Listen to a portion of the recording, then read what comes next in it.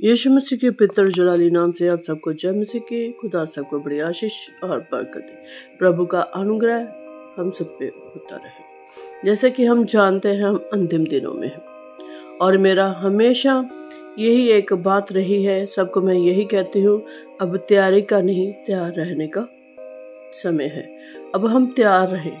हम प्रभु बहुत जल्द अपने लोगों को लेने के लिए आ रहा है और हम तैयार रहें। परमेश्वर के भवन में, परमेश्वर के साथ संगति में हमारा जो समय है वो बढ़ता चला जाए। आइए आज मैं आपको यीशु मसीह की वंशावली के बारे में कुछ तथ्य बताती हूँ।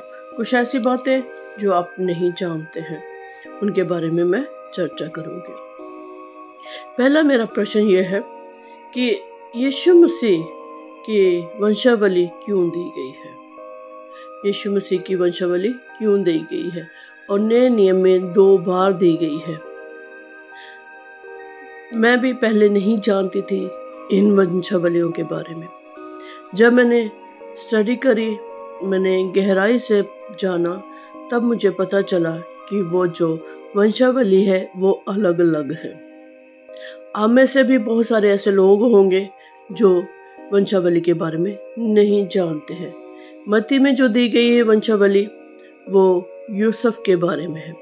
जो लूका में दी गई है वंशावली वो माता मरियम के बारे में है। प्रश्न वही है कि यीशु मसीह की वंशावली क्यों दी गई है।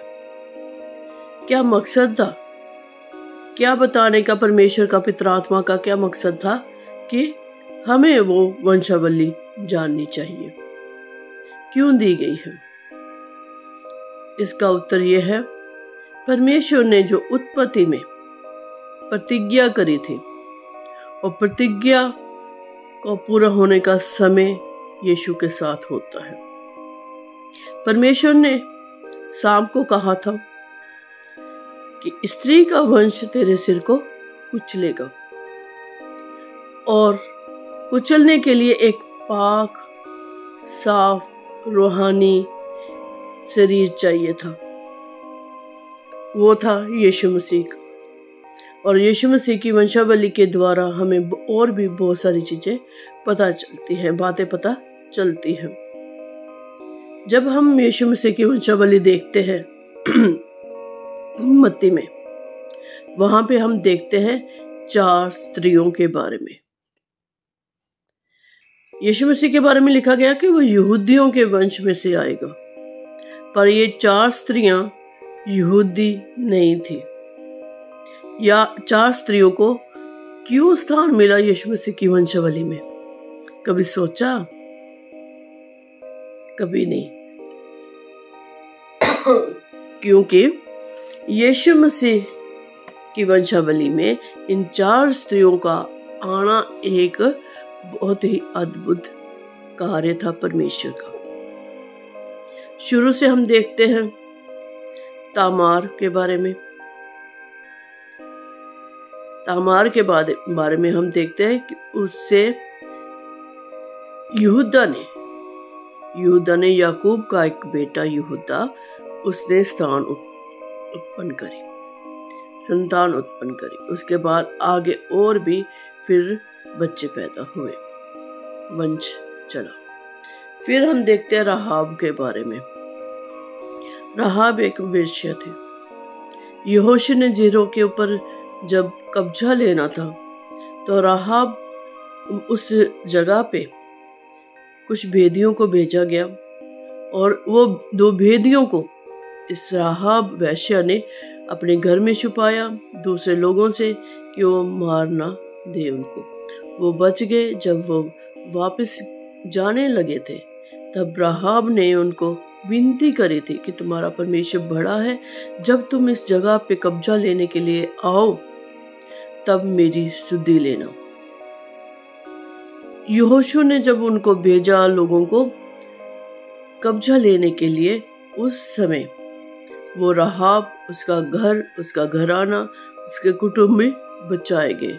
क्योंकि एक उसको बताया गया था कि तू एक लाल रंग की डोरी खिड़की में बांध देना, जिससे हम पहचान लेंगे कि ये वही घर है। वो राहाब को यीशु मसीह की वंशावली में स्थान मिला। फिर हम देखते हैं रूत के बारे में। रूत को भी वंशावली में स्थान मिला। जब उसकी सास, उसके 3 बेटे मर गए, पति मर गया और वो रूत रह गई। वापस उसने अपने यरूशलेम में आना था, बैतलहम में आना था। तो उस समय उसने अपनी दोनों बहुओं को बोला कि तुम जा सकती हो। एक चली गई, पर रूत ने क्या कहा, मैं तेरे संग रहूंगी, जहां तू जाएगी मैं वहां जाऊंगी, तेरा परमेश्वर मेरा परमेश्वर होगा, तेरे लोग मेरे लोग होंगे। इस बात के कारण परमेश्वर ने उसके ऊपर दया करी। परमेश्वर ने उसको यीशु मसीह की वंशावली में स्थान दिया। हम जानते रूत के बारे में। फिर उसकी शादी दोबारा हुई और यहूदा के गोत्र में से वो आ जाती है, उसमें आ जाती है। तो यीशु मसीह की जो वंशावली मत्ती में दी गई है वो 3 भागों में बांटी गई है। 14 पीढ़ी अब्राहम से लेके दाऊद तक।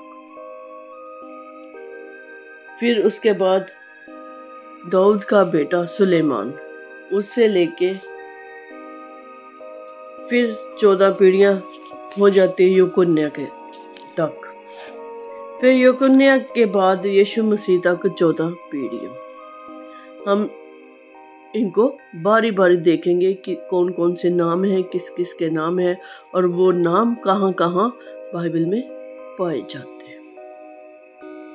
और यीशु मसीह तक, अब्राहम से लेके यीशु मसीह तक पूरी 42 पीढ़ियां बनती हैं। और वो पीढ़ियों के बीच में राजा भी हुए, न्यायी भी हुए, नबी भी हुए और बहुत सारे धर्मी हुए। उनके बारे में हम बाद में देखेंगे। ये थोड़ी सी अलग हो सकती है, जैसे आपने अभी तक वंशावली सुनिया है, देखी है, पढ़ी है, उनसे थोड़ी अलग हो सकती है। इतनी डिटेल में अभी तक आपने ये वंशावली नहीं सुनी होगी। और जब मैं समझ में नहीं आता था, मैं पढ़ती थी बाइबल जब, तो मैं ये नाम मुश्किल थे, पढ़ना मुश्किल लगता था, तो मैं इन नामों को पढ़ती नहीं थी, छोड़ देती थी, आगे बढ़ जाती थी। पर जब तक हम इन सब बातों को गहराई से नहीं समझेंगे, नहीं जानेंगे, तो हम कुछ भी समझ नहीं पाएंगे बाइबल के बारे में। और परमेश्वर का ये वंशावली हमारे लिए देना एक बहुत बड़ा परमेश्वर का प्रतिज्ञा का पूरा होना है, जो उत्पत्ति से परमेश्वर ने अपने लोगों के साथ बात करते हुए, लोगों को बताते हुए कहा है और नबियों ने लिखा है। यीशु मसीह के आने के बारे में, पैदा होने से लेके मरने तक बहुत कुछ लिखा है, क्या क्या होगा वो सब कुछ हम पुराने नियम में देखते हैं। जब नया नियम आता है तो शुरुआत वंशावली से होती है। तो वंशावली का मकसद यही है कि हम लोग जाने कि परमेश्वर ने कैसे पीढ़ी दर पीढ़ी जो वाचा बांधी है वो चलती चली जा रही थी, नए नियम में आके यूसुफ के घराने में खत्म होती है। दाऊद के सिंहासन के ऊपर जो राजा आना था, यीशु मसीह के पैदा होने के साथ वो प्रतिज्ञा पूरी होती है। तो हम बहुत सारी बातों को हम देखते हैं जिनको हम अभी तक नज़रअंदाज करते चले आ रहे हैं। आज समय है कि हम उनको गहराई से जाने कि हमारा परमेश्वर हमसे क्या बात करना चाहता है। जो नाम हमारे से पढ़े भी नहीं जाते, उन नामों में क्या भेद छिपा हुआ है। हम परमेश्वर के वचन को जब पढ़ेंगे, ये बार बार पढ़ेंगे, तब ये सब कुछ आसान लगना शुरू हो जाएगा। पहले मेरे लिए भी बहुत मुश्किल था, बहुत मुश्किल था ये नामों को पढ़ना, याद रखना, और अब मैं इनको पढ़ सकती हूँ, स्मरण रख सकती हूँ और दूसरों को भी सिखा सकती हूँ। परमेश्वर से बुद्धि मांगे, ज्ञान मांगे, तभी परमेश्वर हमें देगा, क्योंकि यीशु मसीह कहते जब तुम पिता से मेरे नाम से कुछ भी मांगोगे पिता वो देगा। हम क्यों न पिता आत्मा का वरदान, समझ का, ज्ञान का वरदान परमेश्वर से मांगे और परमेश्वर हमें भरपूरी से दे। जब हम मत्ती की अंजील का पहला अध्याय पढ़ते हैं तो वहाँ शुरुआत में क्या लिखा है? अब्राहम की संतान, दाऊद की संतान, यीशु मसीह की वंशावली। यहाँ पे हम देखते हैं उत्पत्ति से हम देखते हैं कि अब्राहम के बारे में 12 अध्याय से वहाँ पे शुरुआत होती है। अब्राहम हमें 12 अध्याय में दिखाई देता है। वहाँ पे परमेश्वर ने उसको बोला था उस देश से निकलने के लिए, और उसने परमेश्वर की आवाज़ को सुना और वहाँ से निकल दिया। जब वो निकला उसके बाद परमेश्वर की उसके साथ प्रतिज्ञा थी। प्रतिज्ञा ये थी कि मैं तुझे वंश दूंगा, तुझे बच्चा दूंगा, बेटा दूंगा और तेरे वंश को बढ़ाऊंगा। हम देखते हैं उत्पत्ति के 12 अध्याय के बाद फिर 21 अध्याय में हमें इसहाक दिखाई देता है।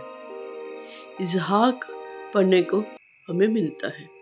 परमेश्वर ने जो प्रतिज्ञा अब्राहम के साथ की थी, फिर इसहाक के रूप में एक बेटा देके उसको पूरा किया।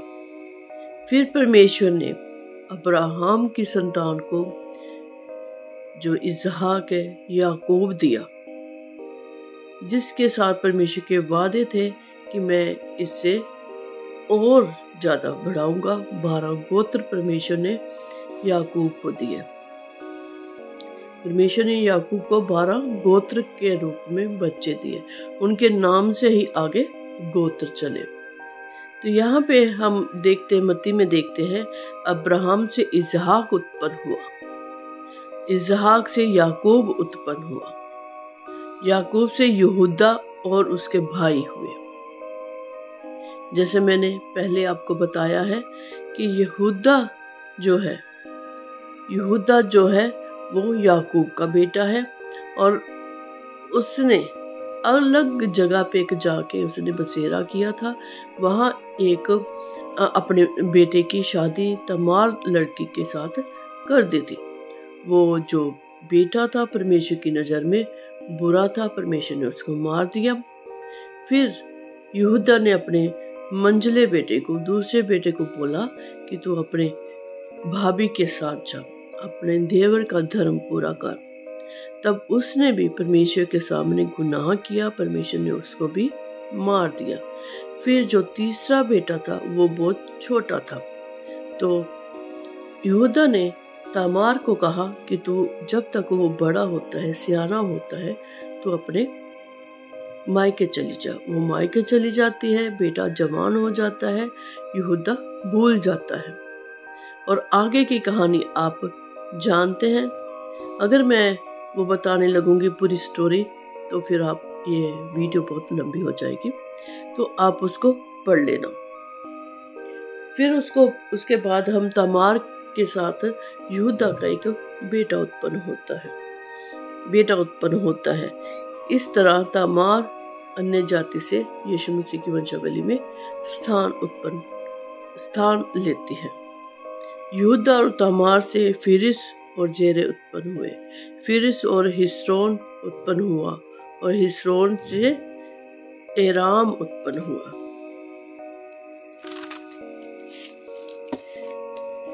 ये हम पढ़ते हैं याकूब के बारे में उत्पत्ति 25 अध्याय का 26 वचन में। फिर हम यहूदा के बारे में पढ़ते हैं, उसकी उत्पत्ति और उसका जन्म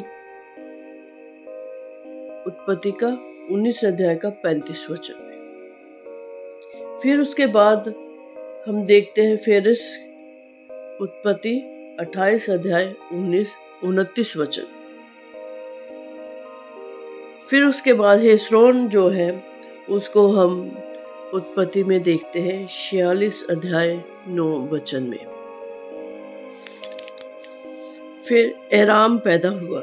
एराम को हम दाऊद की वंशावली में देख सकते हैं। पहला इतिहास 2:9 में वहाँ पे हम इसको देख सकते हैं। फिर उसके बाद एराम से अमीनादाब उत्पन्न हुआ। अमीनादाब से नहशोन और नहशोन से सलमोन उत्पन्न हुआ। सलमोन से राहाब से बोआज उत्पन्न हुआ। बोआज से और रूत से ओबेद उत्पन्न हुआ और ओबेद से यीशे उत्पन्न हुआ और यीशे से दाऊद राजा उत्पन्न हुआ। यहाँ पे हम देखते हैं यीशु मसीह की पहली 14 पीढ़ी वंशावली की खत्म होती है दाऊद तक। अब्राहम से लेके दाऊद तक हम 14 पीढ़ियों को देख सकते हैं। मैं अगला जो है वीडियो 14 पीढ़ी के बारे में मैं आगे बताऊंगी। अभी खुदा आप सबको बड़ी आशीष और बरकत दे। तब तक इंतजार तक